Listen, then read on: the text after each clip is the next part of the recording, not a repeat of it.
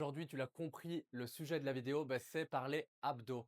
Évidemment, sur ma chaîne, je te donne pas simplement des exercices balancés dans tous les sens, même si je peux te mettre une librairie d'exercices. Le but ici, c'est surtout que tu comprennes exactement à quoi servent les abdos et du coup, quels exercices vont être liés avec tes abdos pour que tu puisses réellement progresser comme un athlète de façon athlétique et pas simplement reproduire tout ce que tu vois à la salle sans que ça ait du sens et avec même peut-être le risque de te blesser ne sachant pas réellement ce que tu vas produire et ce que tu vas faire.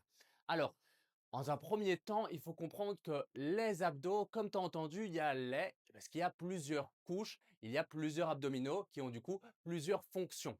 La première couche, celle qui est tout en dessous, ça va être le transverse. Le transverse, il sert surtout à venir ici serrer tes viscères et il a un grand rôle dans la fonction respiratoire.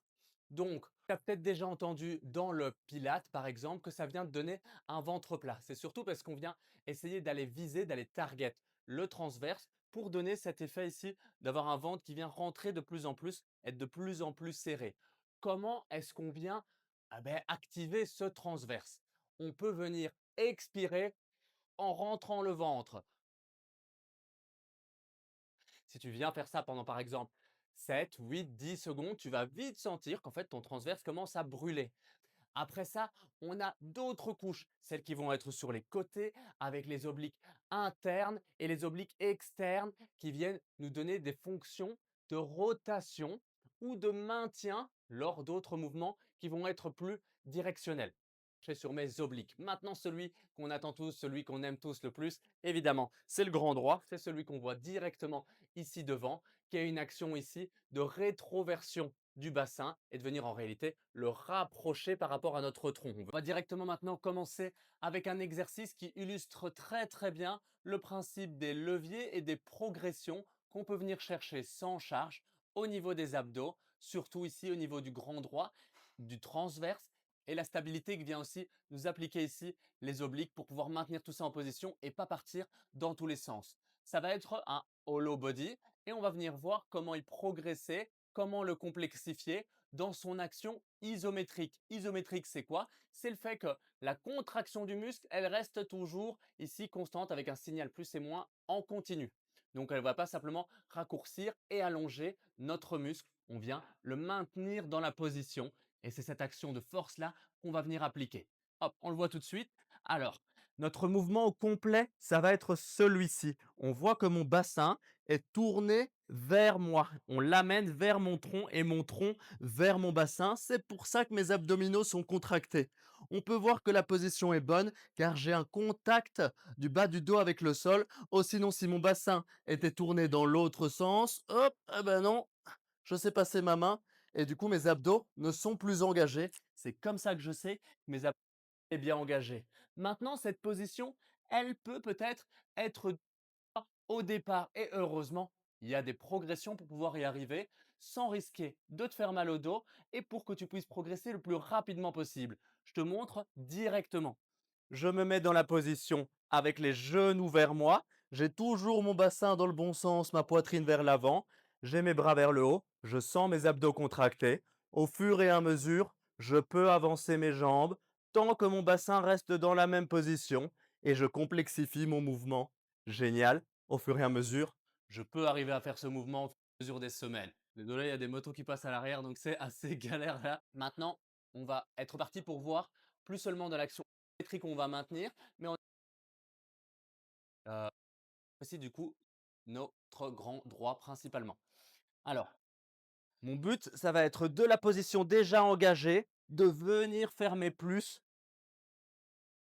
et d'amener mon tronc vers mon bassin le plus possible. C'est un tuck-up. N'oublie pas de garder cet engagement, oh, sinon ici on sait que c'est désengagé, ce qui ne serait pas forcément mauvais, mais du coup je perds la continuité dans ma contraction et c'est peut-être pas forcément ce que je veux en ce moment. On peut venir complexifier cela et avoir plus d'engagement dans ce qu'on avait parlé précédemment, les fléchisseurs de hanches en parallèle avec le fait d'aller venir chercher des V-up. Ils n'ont pas directement la même action car on a beaucoup plus d'engagement dans nos fléchisseurs de hanches que précédemment.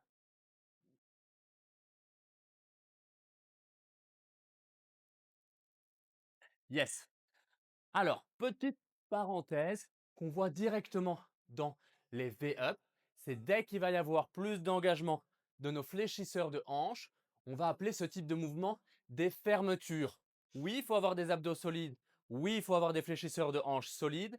Mais il y a également autre chose qui rentre en jeu et que c'est intéressant de savoir dès le début si on a envie d'aller chercher des mouvements plus complexes et continuer à progresser sans risquer d'être freiné ni de se blesser, c'est d'améliorer la mobilité de sa chaîne postérieure, car sinon on va y avoir une action de force contraire lors de nos mouvements et ce serait quand même dommage de perdre plein de force simplement parce qu'on ne s'est pas un petit peu mobilisé, un petit peu étiré de notre chaîne postérieure au fur et à mesure des semaines de nos progressions.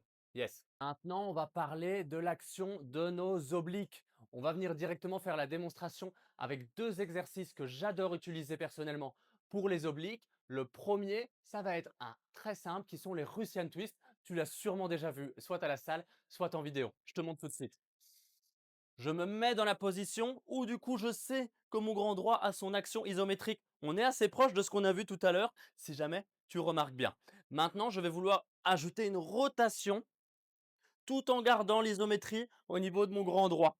Du coup, mes obliques travaillent de façon concentrique si tu as bien suivi cette vidéo. Et en parallèle, ben, mon grand droit et mon transverse doivent maintenir un petit peu cette position grâce à leur action isométrique. Ce sont des stabilisateurs en parallèle. Si maintenant tu as du mal à aller maintenir cette position qu'on vient de voir tout de suite, n'hésite pas à regresser le mouvement sans charge et en posant tes pieds au niveau du sol. Tu viens toujours effectuer l'action, mais avec moins de charge. Et tu sais que le but, c'est de progresser progressivement. On va maintenant voir un deuxième exercice qui vient aussi travailler de la même façon notre ou nos obliques plutôt. Alors, ça va être les wood chops. Je vais me mettre dans une position avec le pied devant opposé au bras d'action et je vais vouloir tourner en regardant mon haltère tout le long de l'action et essayer de me focaliser sur cette action de rotation au niveau de mes abdos. Yes. On avait parlé des transverses le plus profond précédemment. Maintenant, on va venir le mettre directement en applique avec un exercice très simple, basiquement, qui est la planche. On va parler des points importants dans la planche, même si maintenant, si tu as suivi la vidéo, tu te doutes que les points, ça va être de garder cette poitrine rentrée et le bassin en rétroversion pour engager mes abdos dans leur action isométrique, donc de maintien. Et pour ajouter le rôle du transverse, on va expirer pendant longtemps en essayant de rentrer le ventre en parallèle, ce qui va nous permettre d'activer grandement ce transverse et d'avoir cet effet de ventre plat et aussi de maintien supplémentaire. Je te montre tout de suite. Je me mets en position de planche, je pense à mon bassin, je pense à ma poitrine, j'expire longtemps et je relâche un peu. Au niveau de la respiration, évidemment. 8 à 10 secondes et je relâche. Et c'est comme ça qu'on va pouvoir venir target profondément nos transverses, qu'on vient de dire du coup les abdos profonds en langage plus vulgarisé. Tu peux évidemment faire ça avec tous les exercices tant que tu les maîtrises déjà dans leur action la plus simple. Après, tu peux progresser, ajouter ce travail de transverse au fur et à mesure de ta pratique. La stabilité de notre noyau. La stabilité de notre noyau, au plus le mouvement est lourd, complexe ou instable, il y a une demande qui est de plus en plus forte. Par exemple, si je viens effectuer un squat à vide, pour moi, j'ai vraiment pas besoin de penser, je peux parler et respirer en même temps. Ça me montre bien que vraiment j'ai quoi? Peut-être 15% de besoin d'activation pour garder ma colonne neutre, ce qui était mon but dans l'exécution ici présente. Maintenant, si jamais je venais augmenter en charge, j'aurais une demande de plus en plus lourde. Je prendrais 20 kilos, je dois déjà être un peu plus concentré et on pourrait entendre que ma voix, elle commencerait légèrement à changer au fur et à mesure de la charge pour pouvoir effectuer l'action tout en gardant ma stabilité. Si jamais j'allais vraiment chercher un max, je serais plus en mesure de parler. Je devrais être concentré totalement sur cette idée de stabilité. À peu près au-dessus de 80%, hop, on doit réussir à être focalisé sur l'action qu'on est en train de produire. Il y a plusieurs façons de le faire, mais on ne va pas le voir en détail ici. Je te donne une clé, la manœuvre de Vasalva, l'hyperpression. On vient gonfler sur l'extérieur et puis maintenir. Mais celle-ci, c'est déjà pour quelque chose de plus avancé, quand on commence à avoir de l'expérience et on n'a pas de problème de pression artérielle, ce qui est évidemment venir vérifier au préalable pour être sûr de rester safe. C'est quand même le but de notre pratique. Je rappelle une chose que souvent on oublie très fortement, c'est que si jamais on ne sait pas aller chercher une position avec du maintien, alors aller la chercher avec un dynamisme énormément plus grand, ça va rarement pouvoir être bénéfique étant donné qu'on n'aura pas de contrôle sur la situation lorsqu'on va arriver dans la position. Je prends l'exemple d'un mouvement qui est très fort utilisé comme le snatch.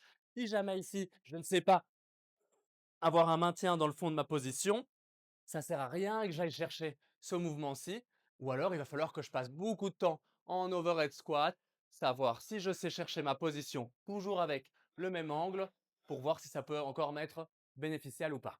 Bénéfique ou pas, évidemment je me suis embrouillé dans mes mots. Maintenant, tu as compris toutes les actions que tes abdos venaient produire et qu'ils étaient principalement stabilisateurs, donc très très très très souvent engagés dans tous les mouvements de ta pratique. Allez, ciao!